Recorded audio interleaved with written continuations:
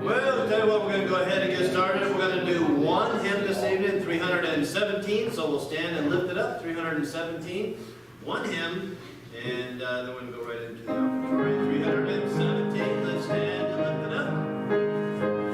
Victory in Jesus, let's lift it up.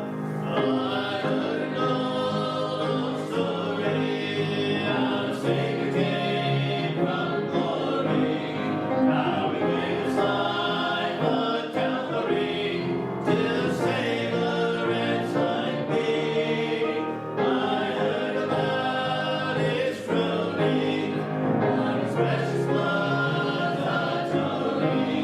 Then I repented of my sin and won the victory.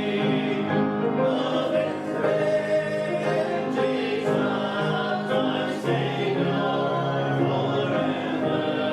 He sought me and he bought me when his redeeming blood. Praise God, he loved me and I knew him, and all my love is to him.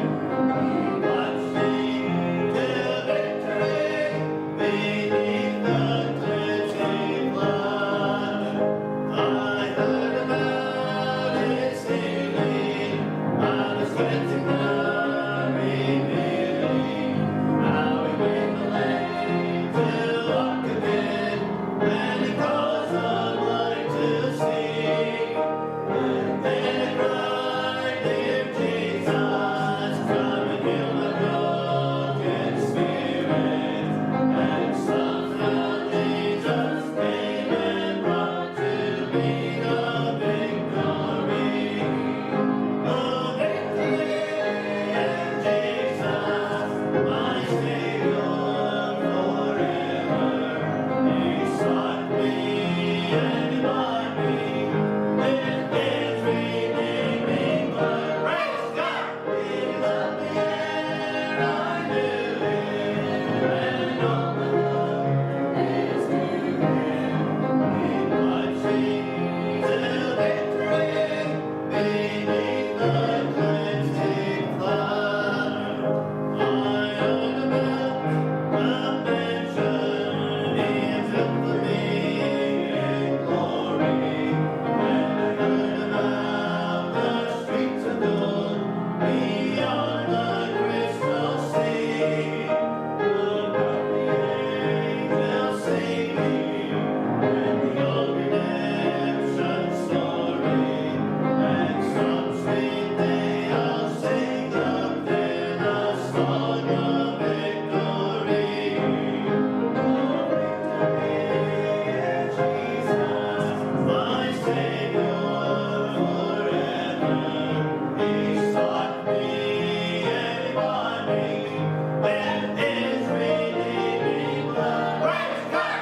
He loved me and I knew him, and all my love is to him. He watched me till victory beneath the cleansing flood. Excellent, you're singing well. Tell you what, let's go ahead and we're gonna go right into our offertory, and Chip, would you go ahead and lead some prayers? Dear Lord, Heavenly Father, thank you so much, Lord, for letting us gather together in your church building and allowing us to sing the praises unto you. Please bless the words we're going to hear spoken tonight, Lord, that you just please help us to have open hearts, willing to learn, willing to listen. Father, help us to always be pondering your will in our lives and just keep you as number one. We just love you so very much, and we're so grateful for our health, Lord. We do pray for those that have any kind of sickness at all, big or small, it doesn't matter. We pray that you would just bless them, Lord. We pray that you bless the people of our church that have ongoing things, that whether it's some sort of sickness or some sort of physical thing that has happened to them, it doesn't matter, Lord. Just please take care of the people of our church, Lord, and just please bless them. And we just love you so much. In Jesus' name I pray, amen. Amen. Go ahead and do this.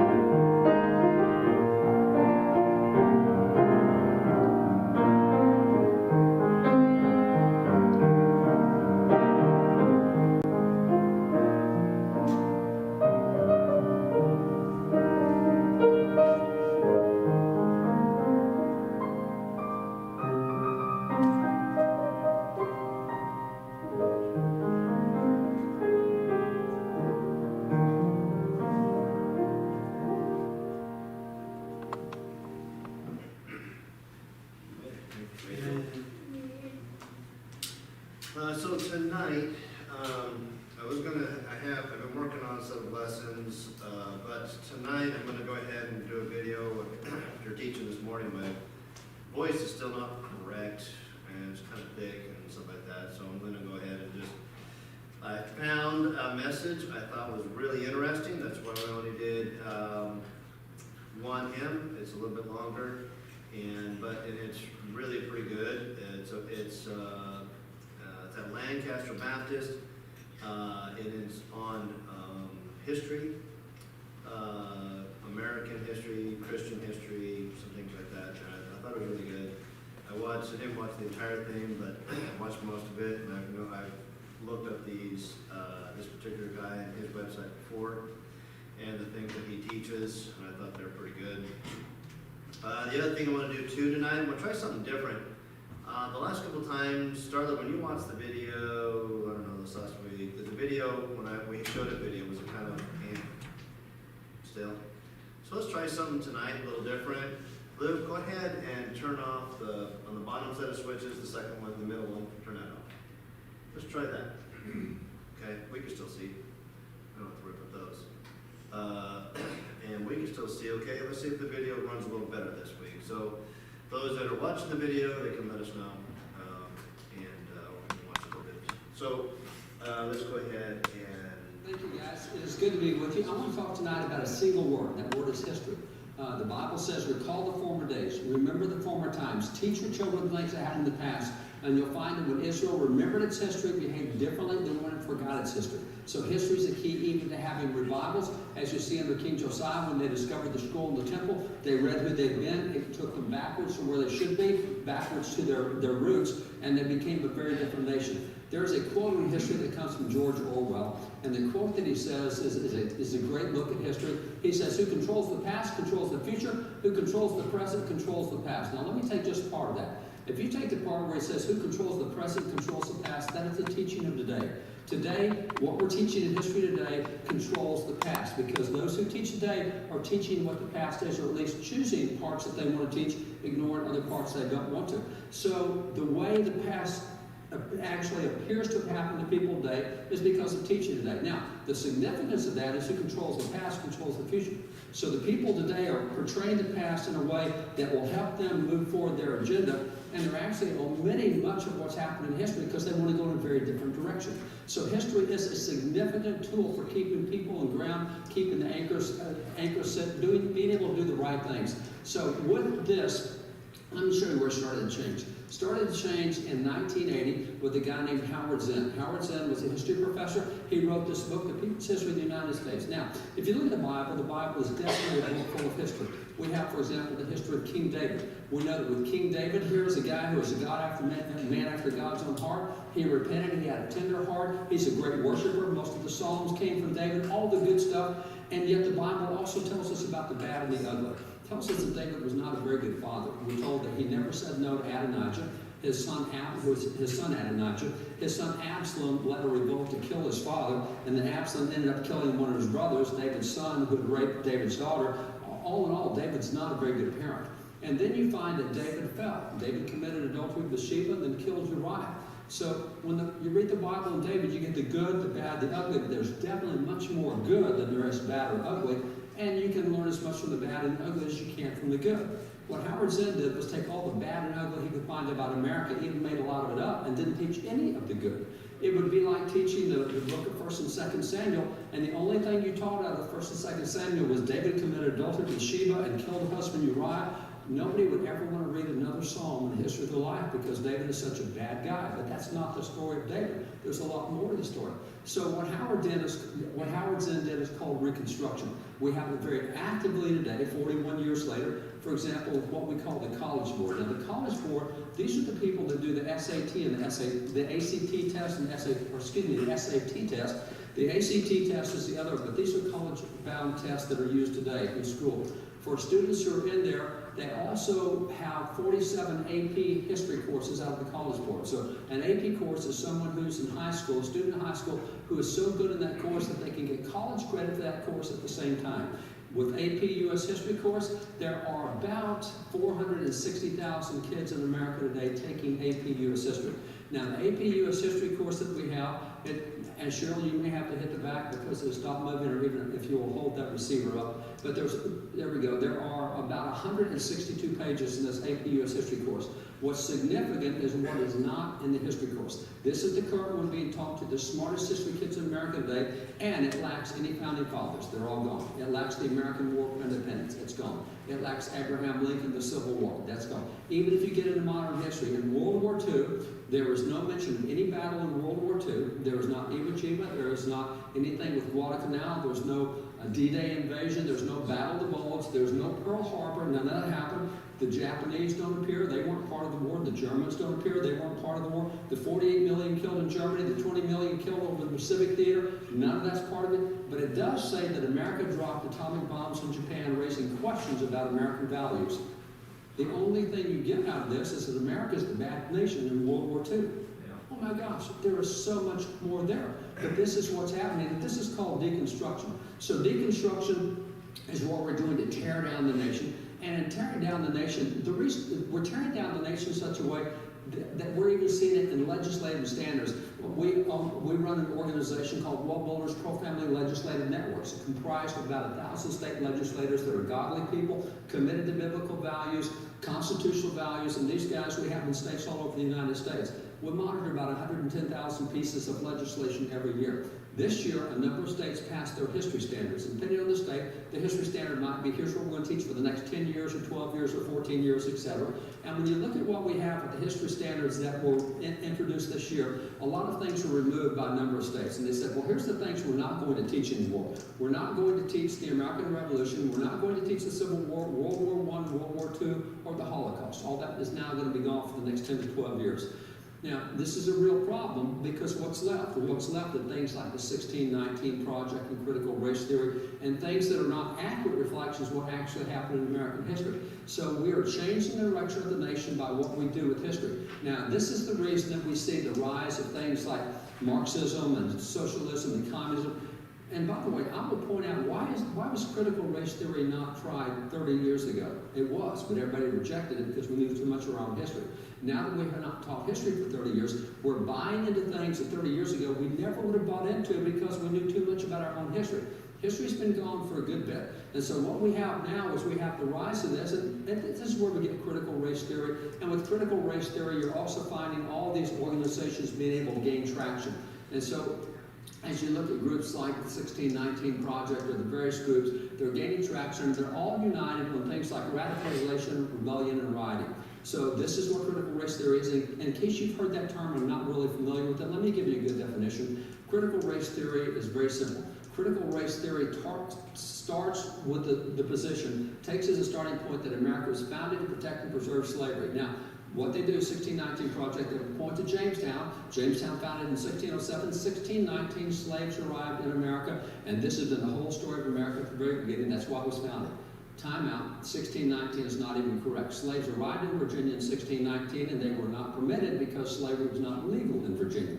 So what happened was they became indentured servants. They had been taken off this Portuguese slave ship. 2 English privateers captured that slave ship, split the booty, and they said, well, we've got 40 slaves here, what do we do with them? I don't know, you take half, we'll take half. We don't want slaves, what do we do with that? We'll drop it off of the nearest colony, and that was Virginia. They dropped, one of the ships dropped 19 slaves off there. Virginia said slavery is illegal, we can't do this. So those 19 slaves became indentured servants, which is what whites also were. Whites, blacks, it didn't matter. Indentured servant, you work for a few years. After that period of time, they feel like you've given the state enough production that you've had an education, you've learned your stuff, we covered your food and lodging, and now you're free and on your own. And so you get a piece of property, you're a free landowner, and that's what happened to all 19 of these. One of the 19 was a man named Anthony Johnson. He was one of those original slaves that had been dropped off, and he started sponsoring indentures of people to come to America. He would sponsor them, and I'll pay your way, and you work for me 7 years, and at the time you'll be free, and you'll get a piece of land just like I did. And he's doing that, and in 1653, one of the guys he indentured was a guy named John Kaser. John Kaser had come, and he was not a very good worker. As a matter of fact, Anthony Johnson said, you are such a lazy bum, you'll have to work for me for the rest of your life to pay off what I've invested in your indenture. So he went to court in Virginia, and in 1653, he said, can I own this guy for the rest of his life? Because he'll never pay off. He's so lazy, he'll never pay off what I put in. The court said, yes, you can own it. That's the first occasion of slavery in American history. And it was when a black sued to own another black, and that didn't come out in the 1619 Project. That's where slavery begins in America. Now, I will point out the second slave ship that arrived in America arrived to the Pilgrims. And when the Pilgrims got the slave ship, they promptly freed all the slaves, and they imprisoned all the slave owners, and they quoted out of Exodus, where Exodus said man-stealing was a capital offense. Man-stealing was defined as going to a nation, stealing someone out of the nation, taking them to another nation and selling them. That was a capital offense in the Bible, and that's exactly what happened to the Pilgrims, which is why the northern states were very anti-slavery, because they were very Bible-oriented. The southern states were very Christian-professing, but they didn't know much about the Bible, and they didn't read it much. They just professed to be Christians. So America has two very distinct courses. One is the northern side, which is very anti-slavery. By the way, we had blacks elected to office in 1641, elected by white voters. You had Whitworth Chaswell, great founding father, black founding father, elected in New Hampshire in 1768 by white communities, served 49 years, held 8 different political positions. You have Thomas Hercules, 1793, elected as a black man in a white community, elected and served in Pennsylvania. So we have so many blacks elected to office so early, which also is not in the 1619 Project, nor is the fact that blacks were actively involved in most of the good things that happened in America, including the American War for Independence. Every battle was not a segregated battle. Every unit was an integrated unit throughout the American War for Independence. And some of the best and greatest heroes in the American Revolution were black patriots. And I don't say that lightly, because we own 160,000 artifacts from American history, including 120,000 documents from before 1812. Out of those documents, we know the heroes of the battle. We know the hero of the Battle of Bunker Hill was a black patriot. We know the first man to die in the American War for Independence was a black patriot. We know that we would not have won the battle at Yorktown had it not been for James Armistead, a black double spy. George Washington, General Lafayette say he's the reason we won. We start with the black patriot, we end with the black patriot. I can take you through all the black SEAL teams in the middle, Jack Sisson. I can take you through Prince Estabrook, Billy Flores, all these other black heroes, not soldiers, heroes. And interestingly, the American Revolution was fought with a completely volunteer army. You volunteer, and your term of enlistment was 6 months. The average white soldier served for 6 months. The average black soldier enlisted in 8 additional times. On average, black soldiers voluntarily served 9 times longer than white soldiers. And we think it's a white movement back in the American Revolution. No, we just don't know our history today. Again, this is why 1619 Project would never have worked 30 years ago. We knew too much about our own history and heroes. So America, 1619, critical race theory takes a starting point that America was founded to protect and preserve slavery, and that the American constitutional system is the source of our society's ills, and the chief of our society's ills is racism. So what we're taught today is the biggest sin we have in America is racism. And racism is a product of the constitutional system. So if you want to get rid of racism, what you're going to have to do is get rid of that constitutional system, because that's where it all comes from, which is why we're seeing what we see now in the teaching we have about our country's founding. By the way, 2 weeks ago, last Monday, interesting to see what happened with the Constitution. The Constitution is housed in the National Archives in Washington, D.C., along with the Declaration of Independence. And 2 weeks ago, last Monday, they put up a warning label in the Constitution Declaration. That warning label says, harmful language alert. Don't read this document. It's got harmful language. Are you talking about the Declaration that has the harmful language that all men are created equal? Or are you talking about the Constitution that has the harmful language that abolishes slavery in the 13th Amendment, that gave equal rights in the 14th Amendment, that gave voting rights in the 15th? Is that the harmful? No, just don't read the Constitution and the Declaration. They take it so much harmful. See, they don't even want us reading it, because if we read it, we scratch our head and say, where's this harmful language you're talking about? So now we put these alerts up even on that. Now, the result of what we've done the last 30 years is most Americans don't have a very good appreciation for America today, which they should. If you look at America today, we're one of 193 nations in the world. Now, we had our revolution back to the American Revolution in 1776, and we created our Constitution in 1789. We've only ever had one Constitution in our history. Now, I want you to see the rest of the world and look at how many constitutions the rest of the world has had. So we've had one since 1789. And just look at all the other nations. Imagine living in any of these other nations and having constitutions as often as they do. And these nations are both friends and enemies. So it doesn't matter whether they're a free country or whether they're an oppressive country. They go through these constitutions at such a rapid rate. Now, when you look at this, a fair question to ask is, all right, 5,800 years of recorded history, what is the length of an average constitution in the history of the world? And if you look at constitutions in the history of the world, the average length of the constitution is 17 years. 3 weeks ago, on Constitution Day, September the 17th, we celebrated our birthday, 234 years under the Constitution. Now imagine being any other nation in the world averaging a Constitution every 17 years, or imagine being America who's had one in 234 years, and we want to blow that one up and take it down and have a fundamentally different nation. I think I like stability. You know, quite frankly, the average is a nation averages a violent revolution every generation, and it averages a new constitution every 17 years, unless you're America. It's very different. And then even if you look at America with something like our creativity, America is 4% of the world's population. Now, 4% of the world's population should produce 4% of the world's creative whatever. But America, our 4% produces more technology, more scientific cures, more medical discoveries, more space technology, more entertainment technology. We do more than the other 96% of the world combined. Now, I do a lot of speaking publicly, and I've got 2 kids active duty military. I was over in Germany. They asked me to do some training on military bases there. We get 26, 27 military bases in Germany. And so I was doing training for officers and for chaplains and for different things. And while I was over there, they put me up in a 5-star German hotel, which is really cool because I'm a cowboy from Texas, got a really simple life, a really easy life. I like my cowboy life. But to be in a 5-star hotel in Germany, now that was elegant, man. You walk in and say, hey, Mr. Barton, they knew me by name, they called me by name, they got me anything. It was so cool. And that experience in that 5-star hotel would have been even better if they'd had internet at that 5-star hotel. I'll point out, even Motel 6 in America's got internet. Yeah.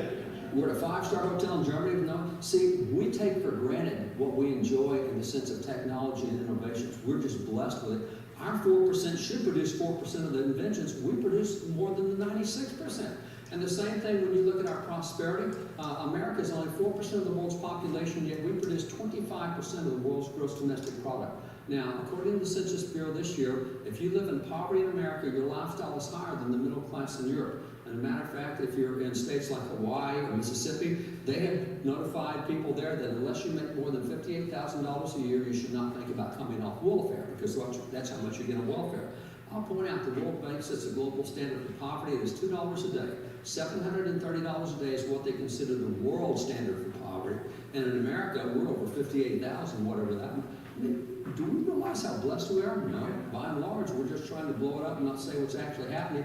And this, what we enjoy today is called American exceptionalism. This is a term that was given to us back in 1831 by Alexis Tocqueville, who came to America. And so a good question to ask is, okay, America's the exception, not the rule. Who are the leaders responsible for that? How did we get this? And invariably, we looked at political leaders. This is what we've been trained to do. Well, leaders responsible would be people like George Washington. It would be people like John Hancock. It would be people like John Adams and all these famous names that we have from founding fathers. So as you see these founding fathers, these are important names, no question, but I'll point out something interesting happened in 1816. A young man named Hezekiah Niles wrote George Washington. Hezekiah Niles was a millennial of that generation. He had not lived through the American Revolution, but America had become superb by that point in time, 1816. He said, I'm writing a book on the American Revolution. I weren't there, but you were.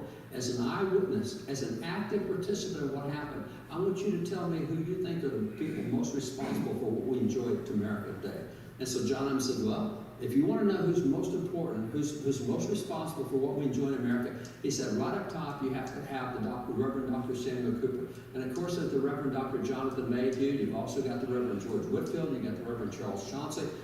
Now, we might know something about Whitefield today, but the chances that we know anything about Cooper or Mayhew or Chauncey is slim to none. And he's calling out pastors saying, these are the guys responsible. What? I didn't get that in my history books. And then, by the way, on top of that, we don't study pastors today whether they were white or whether they were black. I mean, who in the world is Richard Allen or Absalom Jones, or who's John Morant or Lemuel Haynes, or even who is Harry Hoosier? And by the way, let me just take Harry Hoosier for a second. Harry Hoosier, interesting man. He was a revivalist in the Great Awakenings. And back then you had a lot of famous revivals. You had George Whitefield, and you had John and Charles Wesley, and you had Lorenzo Dow and Charles Clay, and all these famous people. And you take someone like Francis Asbury. Francis Asbury is a very noted name in that revival, the Great Awakening. And Francis Asbury said, yeah, I've got huge crowds, but Harry draws bigger crowds than I do. Wow, my gosh, that's a huge crowd. And then you've got people like Benjamin Rush. Benjamin Rush is a founding father. John Adams said he's one of our 3 most notable founding fathers. He said you got George Washington, Ben Franklin, Benjamin Rush. Benjamin Rush said, I've heard Harry preach, and he's the greatest orator I've ever heard. Oh my goodness, you've heard Patrick Henry, you've heard all those guys. No, Harry's the best orator ever. Now, Harry had a ministry among blue-collar Americans, and particularly the guys that loved to come to his revivals were really rough, tough, rugged guys. They were frontiersmen, they were woodsmen, they were trappers, explorers, pioneers, and they had a rugged, rough life to go with it. And they would get converted, and when they got converted, they were different. Their language changed, their behavior changed, everything changed. And Harry preached largely along the East Coast in America. He preached over in the area of Philadelphia, and he would preach in Delaware and Jersey. So he preached along the East Coast. But what happened is America started moving west. Those guys converted by Harry, these mountain men kind of guys, they moved west with the country because that's what they do. They want to be on the front edge of exploring stuff. And so by the time you get to about 1806, 1807, somewhere in there, the furthest west the country had moved was into what was considered the Indiana Territory. Now, if you take the Indiana Territory, it's interesting, back up here, as these explorers went in, the other explorers said, these guys they're really different. They're not like the rest of us. What's the deal with them? And the answer was, oh, they're a bunch of those Hoosiers. Now, hopefully you connect the word Hoosier with Indiana. Because the Hoosier State, I wonder how many people who live in Indiana know that they were named after a black evangelist. Probably very few. Now, you would think that a dude who has a state named after him might get some credit in our textbooks. I know it not. I haven't seen it in a long time. Again, this is what we're not teaching our history. If we're teaching stuff like this, we have a whole different view of America. So when you look at what happened here at this point with people like Harry Hoosier, why would John Adams say the preacher's responsible? Because historians have documented that every single right set forth in the Declaration of Independence had been preached from the American pulpit prior to 1763. Now, if you want a fun assignment, read the Declaration of Independence as a list of sermon topics, because that's what it was. Every right in the Declaration had been found in sermons preached 15 years earlier. It was the church that taught people how to think, how to have a biblical view on all sorts of things. So John Adams, he talked about it, and John Adams said, our pulpits are thunder. And when you look at the sermons from back then, there's no question that that's true. And what you find in the sermons is they address biblical relevance in a way that we rarely do today. Let me give you some examples.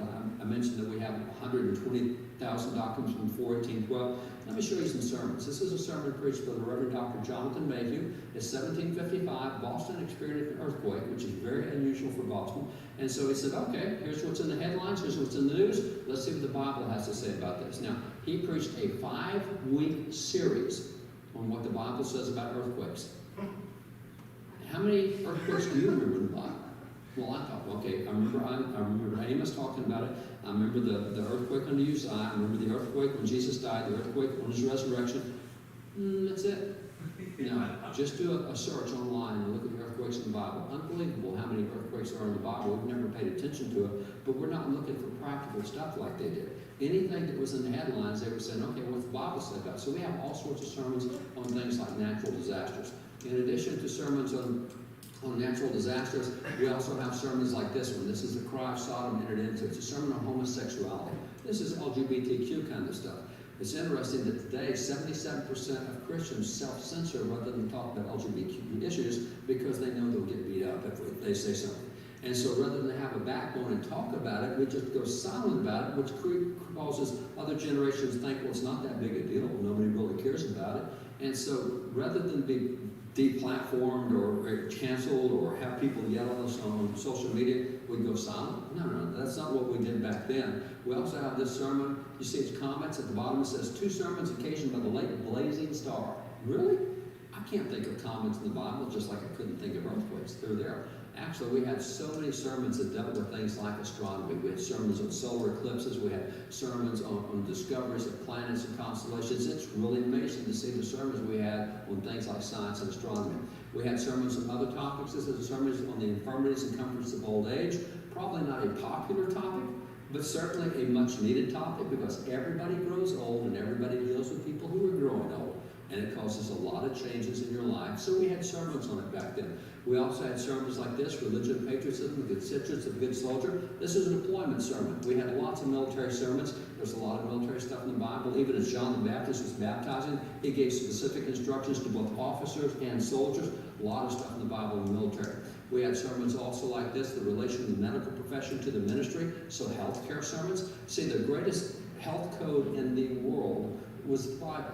The great Dr. S.I. McMillan actually did a book. He went through and he looked at every single health provision in the Bible, and pointed out that what God told those Hebrew slaves 3,000 years ago in the desert was about 3,000 years ahead of where science has finally gotten to. We've now figured out that most of what God said, and he said at that time, they had studies that showed that nearly every health code thing in the Bible, they had studies showing that God was right way ahead of time. So the health code provisions in the Bible, very few people have ever studied the health codes in the Bible. You have other sermons we did. This is a sermon on the character and tendency of the property tax as adapted to a permanent system of taxation. Sermons on economics, yeah, because as Christians, we should know what the Bible says about that. By the way, the Bible does talk about what we call the capital gains tax, the capitation income tax, the progressive income tax. It talks about minimum wage, it talks about all these economic systems. America is the first nation in the world to implement a free market system. We did so historically in 5 Bible verses: 2 Thessalonians 3:10, 1 Timothy 5:8, Matthew 20, Luke 19, and Matthew 25. Those are the 5 verses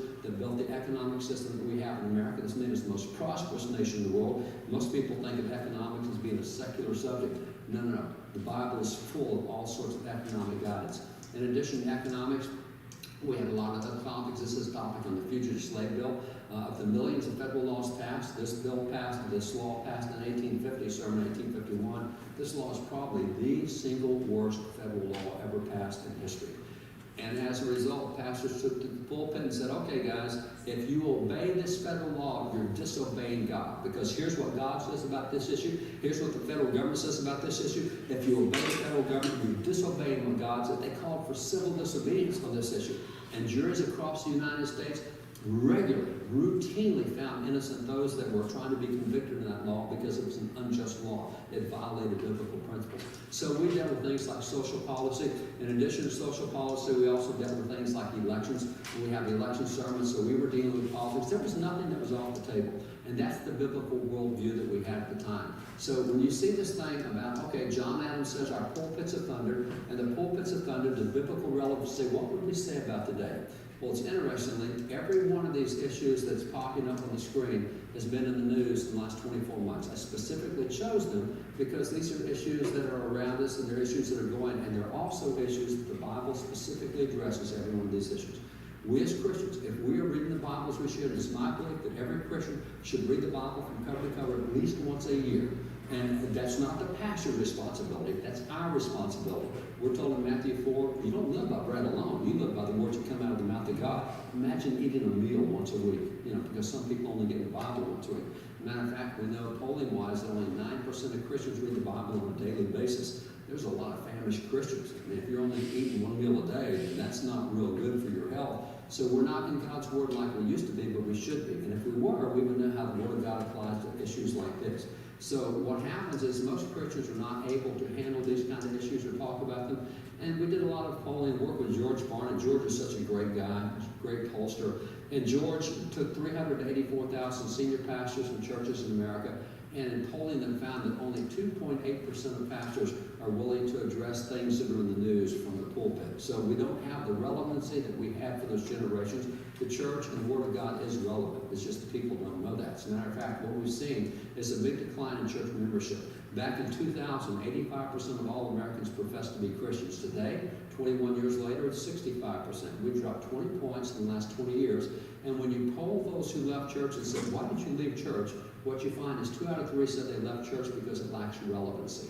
They don't get anything that helps them deal with daily life and the things that go on around them. So this is where this generation is going to have to get back to that. When you see stats like that, this is why you hear people calling out for things like revival. We need revival. We need to be praying for revival. And I totally agree.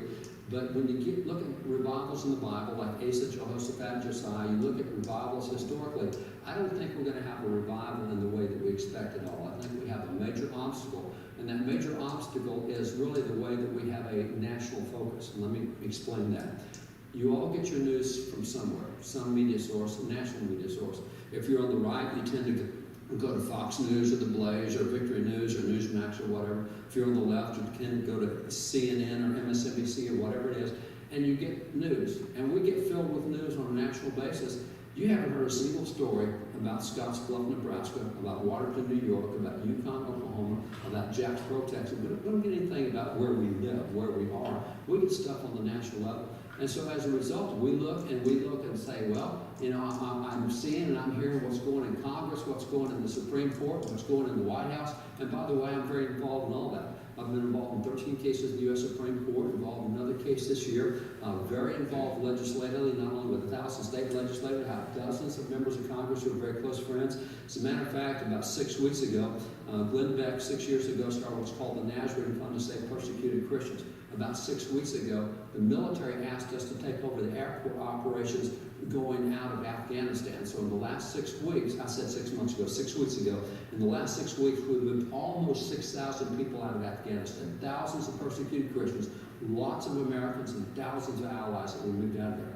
And while we've had the Taliban right in our face on every flight, our enemy hasn't been the Taliban, it's been the State Department. We've had so many planes in the air, and the State Department called ahead the nation and said, turn those planes around, send them back. That plane's going to Macedonia, plane's going to Albania, plane's going, getting people to safety, and the State Department sending them back.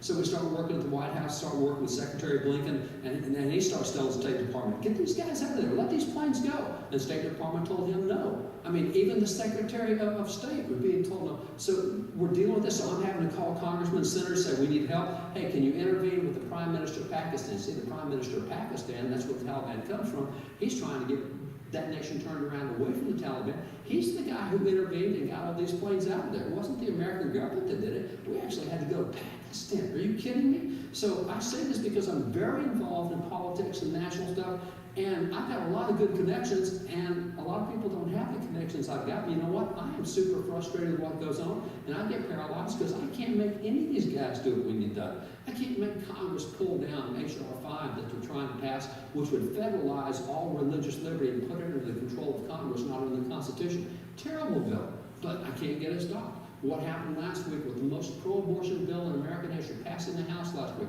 couldn't get it stopped. We only had one Democrat vote against it. I couldn't even get through. If I'd had 3 Democrats vote against it, we could have stopped the bill. Couldn't get through. I mean, it's frustrating, but see, I've got connections. A lot of people don't have those connections.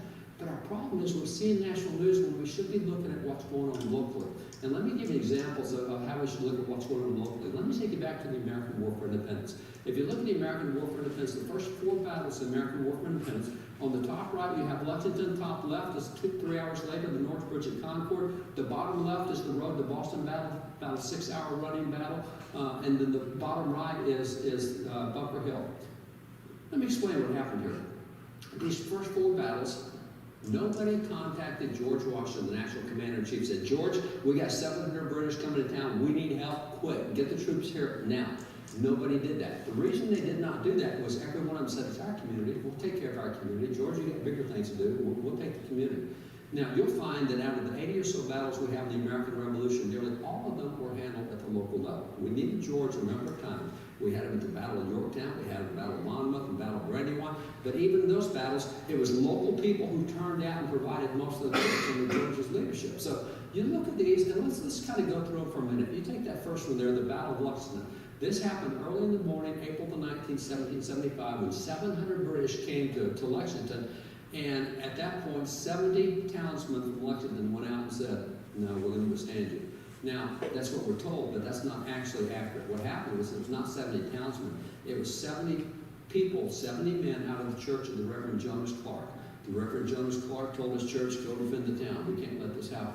So he said, now guys, I've been teaching you about what the Bible says about war. Offensive war is not biblical. You cannot start anything. Now, defensive war is biblical. If they shoot you, you have the right of self-defense, but you cannot do anything. So when the 70 men got out there, Deacon John Parker said, now remember what Pastor's been telling us, and so don't fire unless fired upon. But if they mean to have a war, let it begin here. We're not going to back up. We're going to stand it. So you got 70 guys lining up, blocking the way, 700 British troops, and they get the first shot. And that's why 18 Americans hit the ground that morning, because they got the first shot and we didn't get to shoot back. So, well, we got to shoot back, but at that point we were already laying on the ground. It was pretty rough.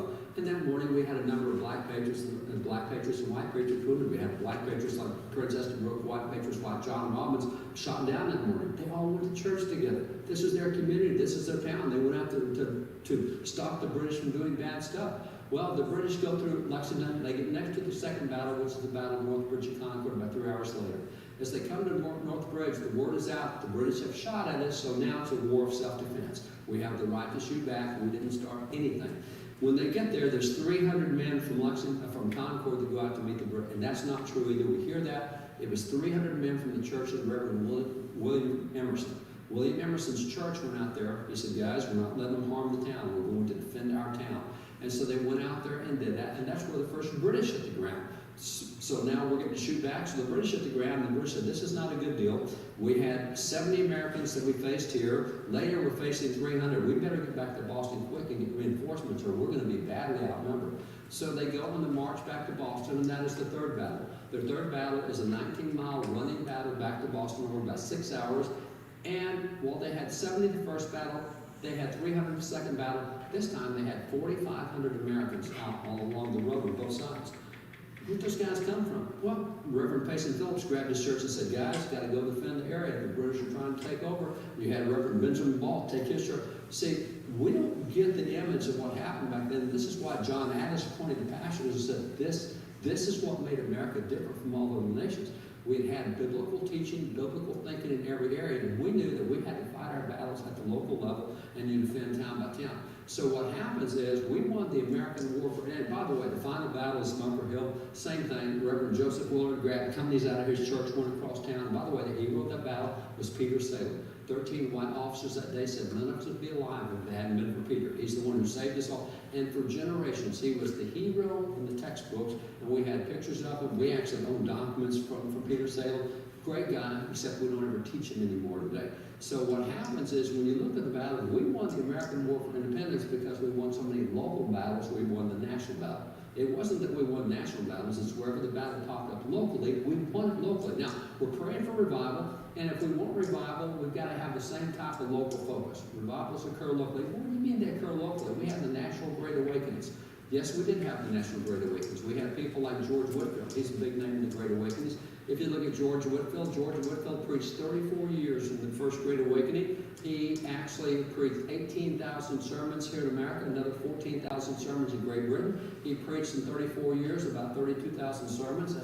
That's about 1,000 sermons a year, or 3 sermons a day. The dude was amazing. And on top of that, 80% of all Americans physically heard him preach a sermon. Now you talk about market penetration, there you got it. 80% physically heard it. And in the day when you had no telecommunications, how'd that happen? It's because he was in that many communities. You see, he got on horseback in the road from Maine to Georgia, back to Maine 7 times on horseback. 34 years riding back and forth. He stopped in every community he could find. What happened was the Great Awakening was a whole bunch of local revivals. He stopped in this town at 500, they had a revival. Stopped in Philadelphia at 12,000, they had a revival. Stopped up here in Westchester, 1,500, they had a revival. Stopped in this town, 725, they had a revival. That many towns is how many towns he was in, and having revivals in all those towns. That's why it looks like a national revival. It was local revivals that spread into a national revival. So this is why today we don't talk about these 3 guys, because we've got this concept of national. You see, the first guy, Samuel Cooper, is the guy mentioned by John Adams. He's the guy who kept the revival going in Boston. Boston's where he pastored, and that's what kept the revival going. You take Gilbert Tennant, he was the guy in Philadelphia, kept the revival going. And Whitfield's long gone, he keeps the revival going. And then you've got Samuel Davies, he's in the rural areas of Virginia, keeps the revival going. This is why the revival was a national revival, because the local revivals kept going. Whitefield comes to town and preaches, but then you got to keep the fire going after Whitefield leaves. And these are the guys that did it. And these are the guys we rarely talk about today. So national revivals occur locally. We're praying for revival. It's a good thing to pray for, but when we do, stop looking nationally, start looking locally. So the obsession with the national focus has to be replaced with local focus. Let me give you a practical application of that when it comes to things like voting. You take something like voting, and we hear a lot about this every election cycle. Well, this is not an election cycle, so I'm going to talk about it now. Maybe it'll make an impact. Because when you look at what it takes to vote in the United States, all you have to do to be a voter is you have to be 18 years old and a legal citizen. 100% of all people who are 18 years old and legal citizens are eligible to be voters. The only thing we ask you to do is please register to vote, and that way we can make sure that somebody didn't vote 7 times in your name or whatever it was. And registering to vote, very simple thing, fill out a piece of paper. Right now, only 65.3% of Americans are registered to vote. So what we've done at this point is we've taken about 120 million Americans who said, I don't care what happens in the country, I'm not going to be part of it. I refuse to be salt and light in any way, shape, or form. They can't even vote in an election because they're not registered to vote. Now, when you take it and look at the national stats, let's go down to the election we had last year. It's called a presidential election. In a presidential election, if you look at the stats that have happened in the last 11 presidential elections, the average voter turnout is right at 54%. But that's 54% not of 100%. That's 54% of registered voters, which is 54% of 65%. So only 67% are registered and 54% of those folks voted. So what we're looking at is out of that 54%, only 36% of adults actually vote. It takes half of that to win the election. So you win the election, presidential election, with only 18% of adults choosing the President of the United States. Next year, we're going to have an off-year election. In that off-year election, we will have, on average, the last 21 off-year elections. This is when we choose governors and congressmen and senators. On average, in the last 21 off-year elections, 38% of registered people vote. So that's 38% of 65%, which puts us right at 26%, which means it takes half of that to win, which is only 13%. So if you look at the numbers, what we're talking about is for the last 11 presidential elections, 1 out of 5 Americans chooses the president. And in the last 21 congressional and governor elections, it is 1 out of 8 that chooses our governors and senators. This is not very high. And when you get into local races, it's even lower. The average turnout in local races is about 6%. But that's 6% of 65%, which means about 4% of adults vote in local elections. It takes half of that to win. That's about 2% that you're looking at. Give you an example of that. If you go to your near neighbor, Los Angeles, the mayor there, Garcetti, in Los Angeles, by the way, size of Los Angeles is such that in Los Angeles city population is larger than the individual population of 23 separate states. So Garcetti is essentially the governor in 23 states. If it were not Los Angeles, he'd be governor in 23 states. And Garcetti brags about the fact that he was elected with a total of 2.9% of the vote.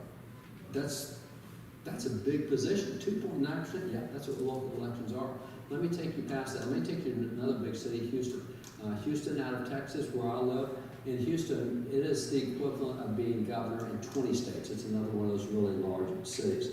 So Denise Parker was elected mayor there with 4.9% of the vote. That's 4.9% of 65%, about 3.3% of the vote. She's the first open lesbian mayor in Houston. Now, when she was elected mayor, she says, you know, I hear people saying that marriage is between a man and a woman, and I think that's really wrong. That's a hate crime. You're attacking me when you say that.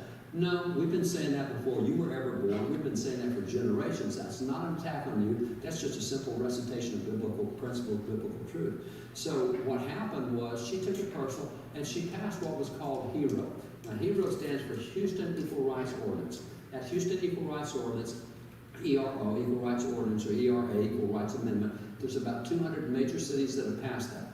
And so what she did was she said in Houston, anyone who says that marriage is between a man and a woman, that is a hate crime, you're attacking me, and I will prosecute you for it. Now, San Antonio is another city who has one of 200 large cities that has EROs or ERAs. In San Antonio, if you say that marriage is between a man and a woman, that is a Class C misdemeanor, you're fined $500 a day. You are not allowed ever to run for office in San Antonio, and you can't even do business with the city. You can't be a paving contractor, you can't be a landscaper, you can't. So that's a hate crime. So what she said was, this is a hate crime, and she said, I'm checking pastors. And so she particularly targeted 6 pastors who had preached traditional sermons, and she said, you guys are guilty of hate crimes. I am subpoenaing everything in your communication, 16 forms of communication. I want to see all your social media, I want to see all your sermons, all your notes, all your everything. And if you've said that marriage between a man and a woman, you're in trouble. Well, in Houston, people said, whoa, time out.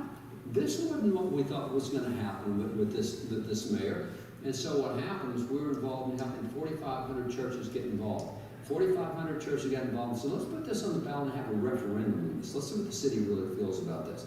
The day before the election, the Houston Chronicle, Houston Post, I forget which one, did a survey, did a poll and said, hey, the mayor is going to win by 60-40 margin. This provision is going to be upheld.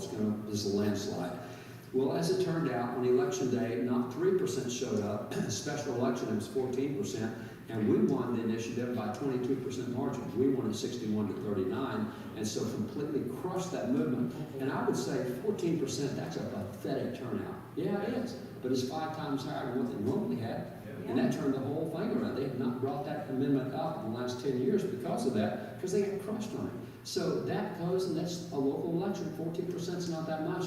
Take you to what happened in Fort Worth, Texas. This is my near neighbor. This is in my backyard. Fort Worth, Texas, 6 years ago, Fort Worth Independent School District said, hey, we decided we're not going to have genders in the bathroom, so boys and girls can choose any bathroom they want. We're not going to have genders in the locker room, and we're also not going to have genders in the shower room. So you can just choose any you want. You can go whichever one. So boys and girls, choose whatever you are. And well, what happened was when Fort Worth did this, out of Texas, considered a conservative state, when Fort Worth did this, Arnie Duncan, who was the Secretary of Education under President Obama, said, this is a great idea. He said, here's the new policy from the federal government. If your public school gets any tax dollars at all, you're not going to have gender bathrooms and gender locker rooms, gender showers. The kids choose what they want. And so this thing went national. Now I have to tell you, this is pretty disgusting for me as a Texan, because we call Fort Worth, we call it Cowtown, USA. That's the name of it, Cowtown, USA, because it is a cow town. This is where cattle drives went. We still have the stockyards there. I'm a cowboy. Let me tell you, anybody who lives in the country can tell the gender of the critters that we have in our board. And I've never seen a bull become a cow, and I've never seen a cow become a bull. They are the genders they are, and it's pretty easy. And somehow, out of Cowtown, USA, we're saying, choose your gender. Are you kidding me? So I looked at the city, and the city has 800,000 voters in the city. So the 800,000 voters that we have in the city, in that election, the school board president who came up with this brainy idea and got it passed, the school board president was elected with less than 1,200 votes. I think it was 1,182 votes. This is what became a national policy with less than 1,200 votes. And so I started looking. I looked in the district where he was elected, and I quickly found an evangelical church. That evangelical church has more than 3,000 Bible-believing adults. That one church could have kept him from being on the school board, which would have saved the whole nation from the nonsense that's gone through in the last 6 years on gender identity stuff. Came out of one school district in Fort Worth. Give you two more examples. If I take you to Bentonville, Arkansas is in the northeast corner of Arkansas. It's a home of Walmart. Walmart, 40,000 people live in town. There was a Christian lady in town that said, you ain't doing this in our town. I'm running for school board. She ran for school board. She got elected. In a town of 40,000 people, she received a total of 35 votes, and that won the election with 35 votes. Let me take you to Riceville, Iowa. Riceville, Iowa, the northern part of the state, there was a farmer there who said, you sure ain't doing this in our town. And so he ran for school board, and it turned out that on election day, he got busy with what was going on the farm and didn't go vote. And don't jump to the conclusion that he lost by one vote, because that isn't the case. The case is that nobody at all voted in that election. If he had voted for himself, he would be on the school board. Wow. See, this is where the local stuff is, and this is what we don't pay much attention to. Most people cannot name the people on their local school board or their city council or their water utility district or the junior college board or anything else. We can tell you who the president is, and we can tell you who the Speaker of the House is and the leader of the Senate. We can tell you all the national stuff, but that's not what we change. We change the local stuff, and that's what we don't know. That local focus is where we have to get focused. So, in doing this, why would we engage in civil government? Well, Benjamin Rush, he's got a good answer to that. Remember, he's one of the three most noble founding fathers. By the way, he started the first Sunday school movement in America. He started the first Bible Society in America. He's an evangelical founding father. He started the first abolition movement in America, but he's considered the top educator in early America. He started 5 universities. He's the first one to start academic education for women. He's the first one to train black co-patriots for medicine. I mean, it's just unbelievable what he did. He wrote a piece in 1790 that dealt with public schools, because he is called the father of public schools under the Constitution. He said, we used to be 13 nations, now we're one nation, 13 states. But what are we going to have to teach in our schools if we're going to remain a nation? And so he came out with this piece in 1790, and he said, here's the purpose of public education. He said the purpose of public education is threefold. Public education is first to teach students to love and serve God. That's the first thing. The second is to teach students to love and serve their country, and third, to love and serve their family. Now notice the order, please. God, country, family. I think most Christians today would object to that and say, no, it should be God, family, and country. Your family is more important than your country. He said, no, it should be God, country, and family. Why? He explained that if you ever lose control of your country, it will become the great enemy of your family. So you stay involved with your country to keep a climate where your family can prosper. And that's what we're seeing across the nation with education right now. We're not doing math and science and reading. We're doing all sorts of indoctrination and social issues. And so you see all the things that attack our faith. And yes, I'm in the Christian education. I was a Christian school principal, started a Christian school, but I also know that it's only 12% of the student population. 88% of the population is coming to those schools, and that's enough to outvote my Christians, quite frankly, and they'll be the ones that are becoming the governors and everything else, unless we can do something to fix that system as well. So I'm not focused strictly on my Christian education system, although that's what we had our kids in, and our grandkids and everything else. I've got to have everybody else knowing the history of America, otherwise they'll tear me up and eat my family as they go along. I mean, you just can't have that. That's why we're engaged in all these areas. That's what Benjamin Rush pointed out. And that's why right now, across the nation, school boards are the focus. I run all sorts of races, from dog catcher up to being on presidential teams, running presidential races. And it's interesting, right now I'm engaged in one state where we're running 170 school board elections. That's more school board elections in one cycle than I've seen in the last 30 years put together in my experience. I've never seen people taking to the locals right now like I'm seeing across the nation. I think that's a good indication that a revival of some kind is going on because we're getting engaged in our own communities again. You'll see some things turn. So finishing this out, two more things I want to share with you. One is, okay, if we want to go after this, how do you get good candidates to vote for? Because a lot of times we look at the ballot as a decision between the bad and the worst. This is something the Bible addresses. If I could take you back into the book of Judges. In the book of Judges, chapter 9, there's the parable of what's called the parable of the trees of the field.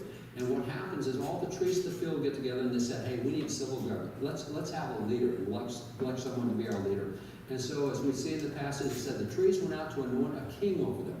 And they said, we need a civil leader. So they went first to the olive tree. And they said to the olive tree, hey, come down and reign over us. And the olive tree said, nah, don't think I'm going to do that. Olive tree said, should I leave my fatness wherewith by me they honor both God and man and be promoted over the tree? No, I'm not going to do that. I've got other stuff I need to be doing. They said, well, if we can't get the olive tree to do it, let's go to the fig tree.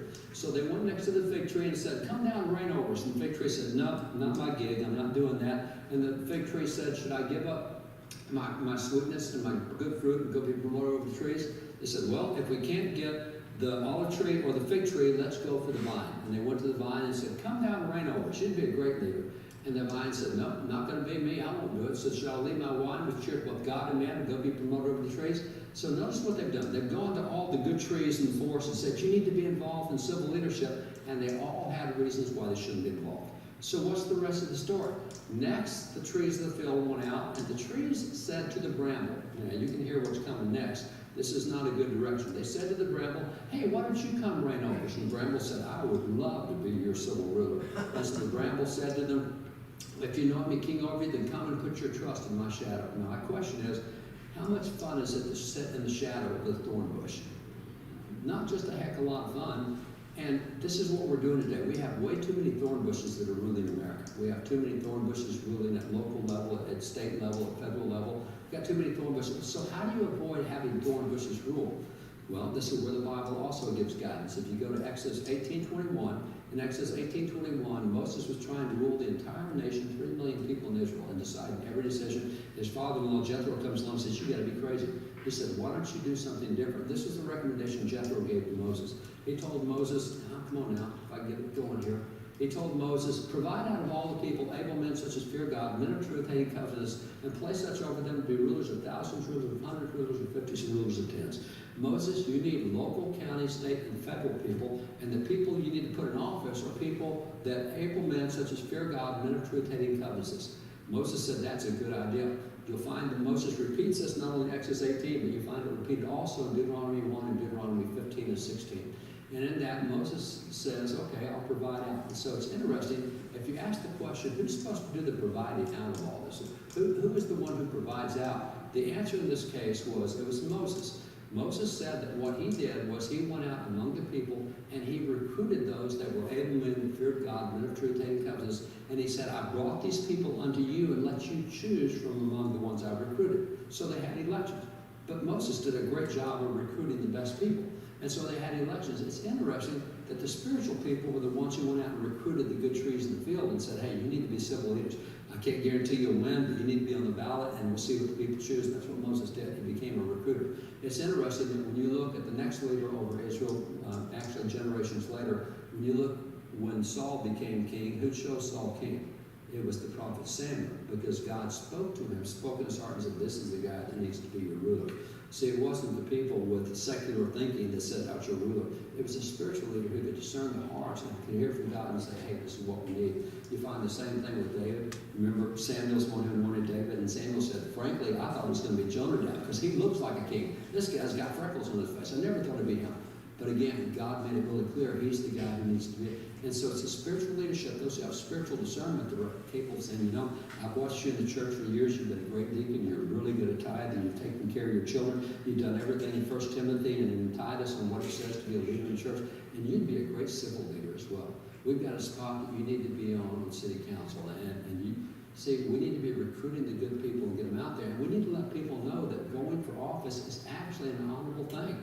God created an institution of civil government, just like He created family in the church. So the notion we've had of compartmentalizing our faith, we can't do. The final thing I'll close with here is from Charles Finney. Charles Finney is a Great Awakening. He's the second Great Awakening. Charles Finney, it's estimated he led 100,000 people to Christ in just 1 year.